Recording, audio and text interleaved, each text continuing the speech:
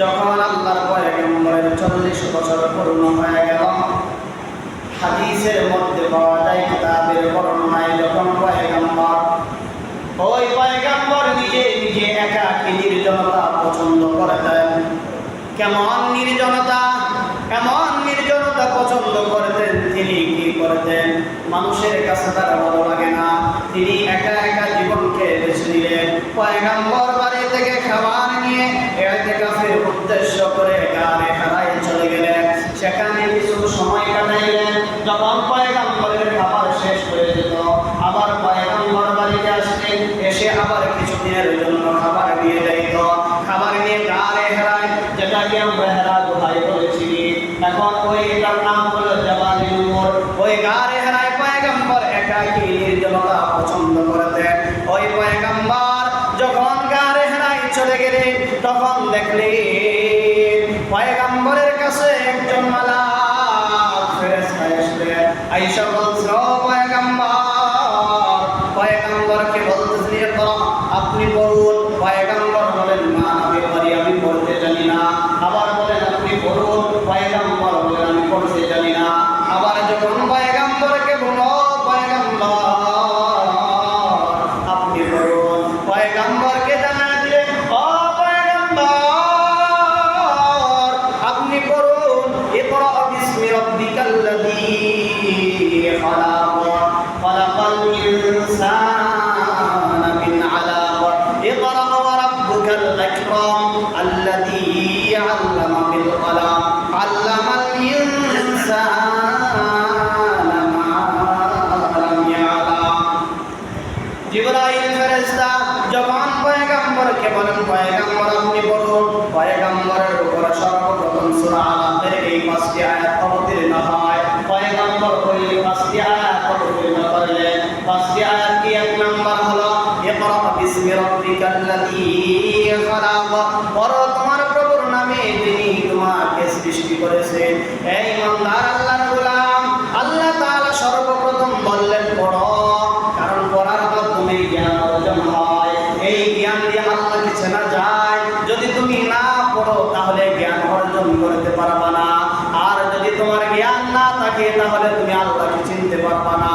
আল্লাহ তাআলা ওই কালামুল্লাহ যখন আয়াতের 5টি আয়াত অবতীর্ণ করলেন, প্রথমে বললেন ইকরা বিসমি রাব্বিকাল্লাযী খালাক, বলেন পড়ুন আপনার প্রভুর নামে যিনি আপনাকে সৃষ্টি করেছেন। খালাকাল ইনসানা মিন আলাক, আল্লাহ তাআলা বলেন খালাকাল ইনসানা মিন আলাক, যিনি সৃষ্টি করেছেন মানুষদেরকে, মানুষকে জমাট রক্ত হতে যিনি সৃষ্টি করেছেন। আল্লাহ তাআলা বলেন খালাকাল ইনসানা মিন আলাক, ইকরা ওয়া রাব্বুকাল আকরাম, পড়ুন আপনার প্রভুর নামে যিনি দয়ালু। আল্লাহ তাআলা জানান দিলেন যে ওই কালামুল্লাহর মধ্যে আল্লাহ তাআলা কত সুন্দর করে জানান দিলেন, আল্লাযী আল্লামা বিল কলম, যিনি মানুষদেরকে কলমের দ্বারা শিক্ষা দান করেছেন। আল্লাহ তাআলা যিনি মানুষদেরকে কলমের দ্বারা শিক্ষা দান করলেন, যখন ওই 5টি আয়াত অবতীর্ণ করলেন, আল্লামাল ইনসানা মা লাম ইয়ালাম, কি জানাইলেন এই নবীর উম্মতের দল। আল্লাহ তাআলা কি শিখাইলেন? আল্লাহ তাআলা তা শিখাইলেন কলমের দ্বারা। কি শিখাইলেন? মানুষ যারা জানতো না তা শিখাইলেন।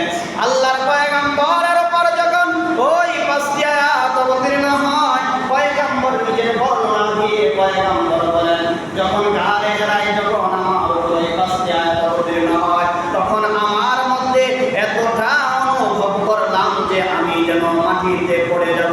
আমার মধ্যে অস্থিরতা আসলো।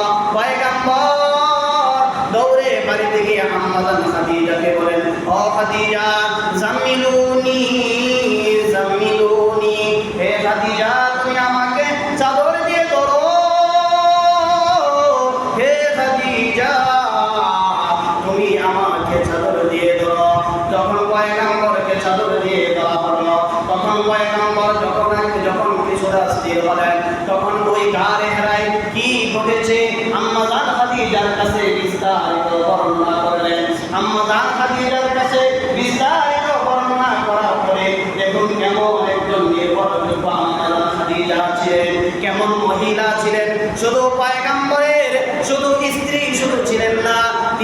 ছিলেন পয়গম্বরের একজন বিশ্বস্ত মানুষ, তিনি ছিলেন একজন পয়গম্বরের আশ্রয়স্থল, যার কাছে বললে সান্ত্বনা পাওয়া যায় এমন একজন নারী মহিষী আম্মা জান খাদিজা।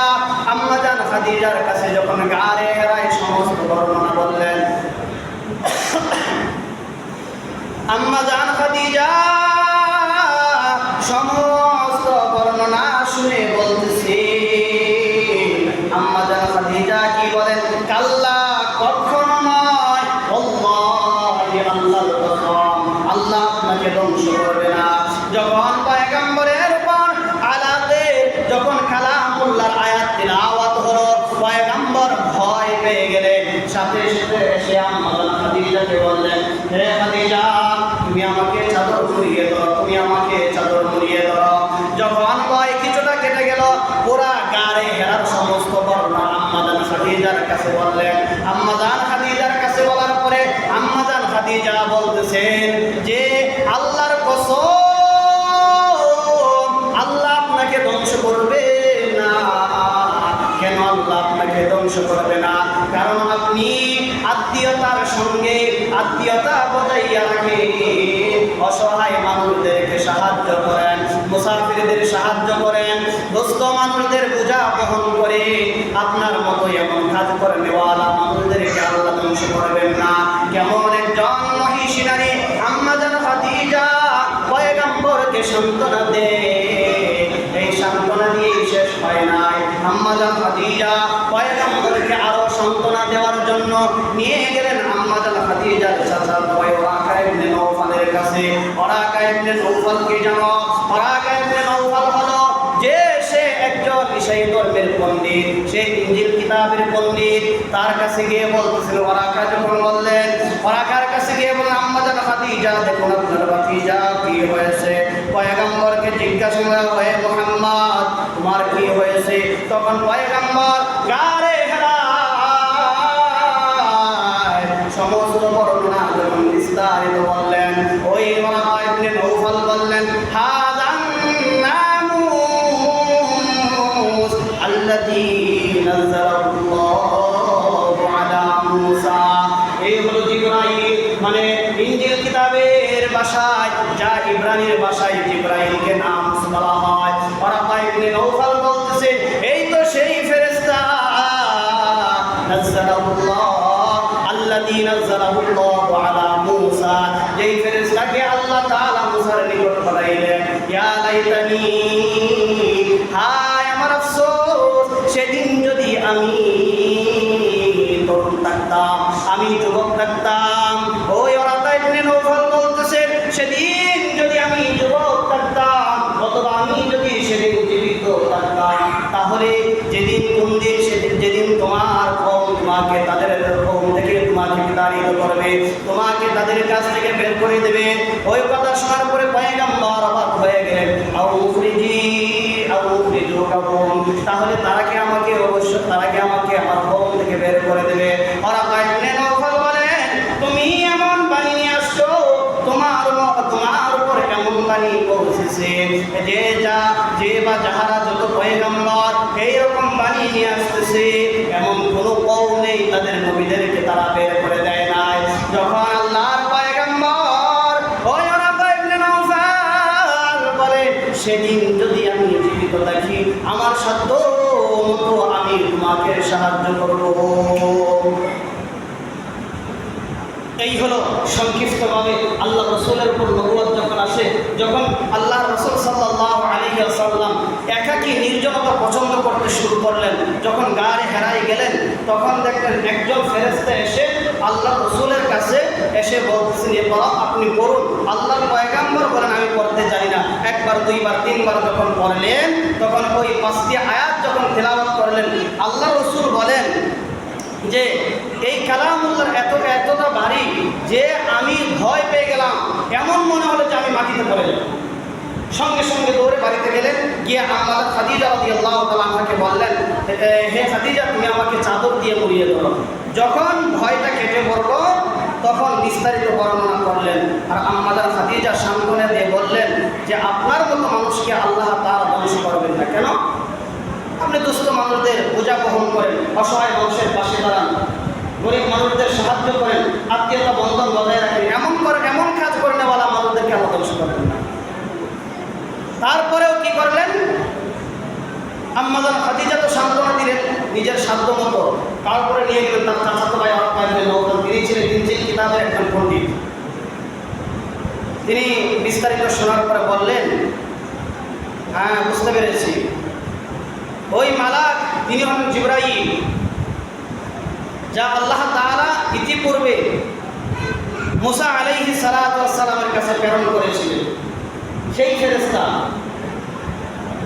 তিনি আফসোস করে বলছিলেন, আমি যদি সেদিন যুবক থাকতাম, দুইটা কথা বলেছিলেন, আমি যদি সেদিন যুবক থাকতাম অথবা আমি যদি সেদিন জীবিত থাকতাম তাহলে আমার সাধ্য মতো তোমাকে সাহায্য করতাম, যেদিন তোমার কওম তোমাকে বের করে দিবে।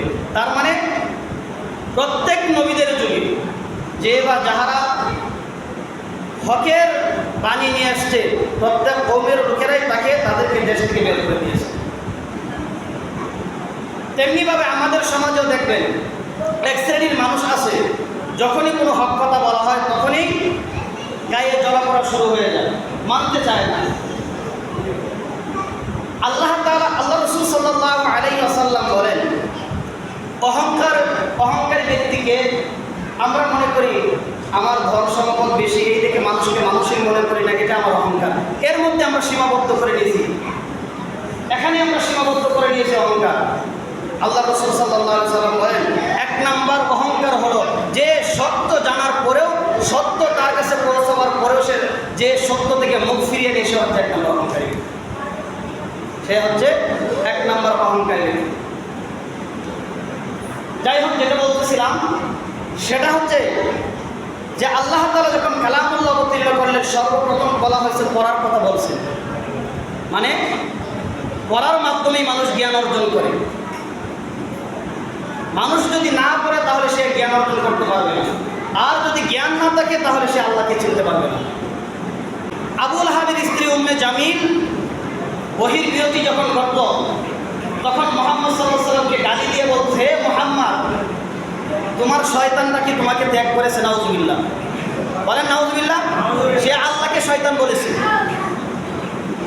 আবু লাহাবের স্ত্রী যখন ওহীর বিরতি ঘটল, ওহী আসা বন্ধ হয়ে গেল কিছুদিনের জন্য, দেখলেন ওহী আর আসতেছে না, তখন আবু লাহাবের স্ত্রী বলতেছেন, হে মুহাম্মদ, তোমার শয়তানটা কি তোমাকে ত্যাগ করেছে? আল্লাহকে সে শয়তান বলেছে। যখন বিরতি ঘটল তখন আল্লাহ রাসূল সাল্লাল্লাহু আলাইহি ওয়াসাল্লাম আবার গাড়ি হেরায় চলে গেলেন।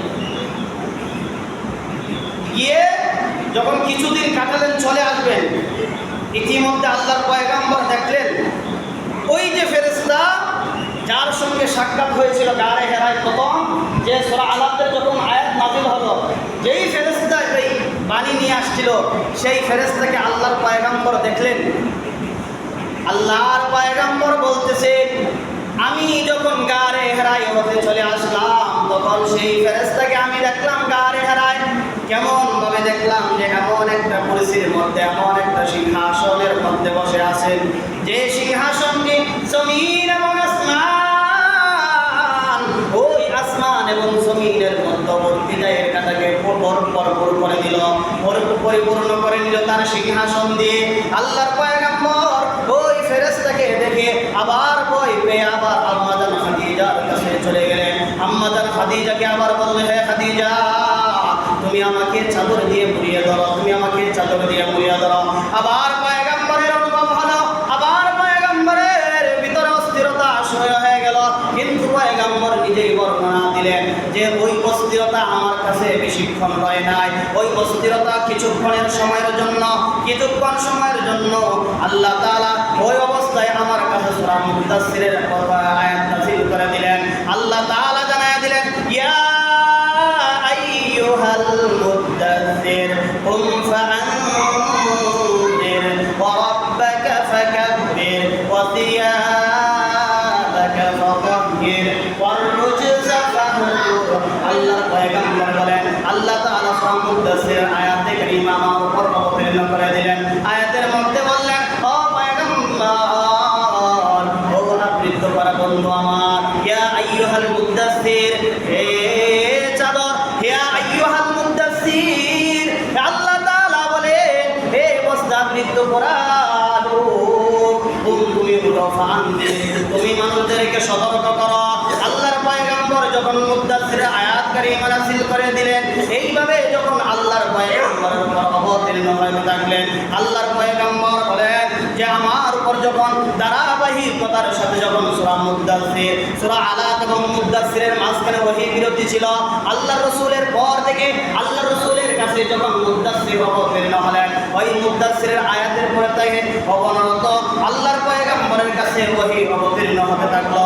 যখন আল্লাহর পয়গম্বরের কাছে ওহী অবতীর্ণ হলেন, যখন ওহী অবতীর্ণ হতে থাকলো, তখন আল্লাহর পয়গম্বরের কিছুটা কষ্ট হতো। কেমন কষ্ট হতে? আল্লাহর পয়গম্বরের সাহাবী, এমন একজন সাহাবী, প্রসিদ্ধ সাহাবী বলতেছেন, যখন আল্লাহর পয়গম্বর আমার উড়ানের উপর বসা ছিলেন অথবা আমার উড়ানের উপর শুয়েছিলেন, তখন জিবরাইলের মাধ্যমে ওহী অবতীর্ণ হলো। এমন ভাই হয়ে গেলেন, পয়গম্বরের কাছে যখন অবতীর্ণ হয় ওই কালামুল্লাহ এতটা ওজন যে আমার মনে হচ্ছিল যে আমার পুরোই যেন ভেঙে যাবে, আমি পুরো নিয়ে আর দাঁড়াতে পারবো না। আল্লাহর পয়গম্বরের কাছে আম্মা জান আয়েশা রাদিয়াল্লাহু তাআলা আনহা বলেন, আল্লাহর পয়গম্বরের কাছে যখন ওহী আসতেন, তখন পয়গম্বর শীতের দিনেও ঘেমে যাইতেন। কেমন করে ঘামতেন? যেমন ভাবে মানুষ আমরা গরমের সিজনে, গরমের সময় আমরা যখন উত্তপ্ত গরমের কারণে শরীর থেকে ময়লা বের হয়, শরীর থেকে ঘাম বের হয়, তখন এই সময় যে মানুষ গরম থেকে যখন গরমের কারণে ঘাম বের হয়, তেমনি ভাবে পয়গম্বরের কাছে যখন অবতীর্ণ হতো ওহী, তখন পয়গম্বরের যেমন ভাবে ওহী অবতীর্ণ হতো, যে পয়গম্বর ওই ওহীর কারণে, ওই ওহীর ওজনের কারণে তিনি শীতের দিনেও থেমে যাইতেন।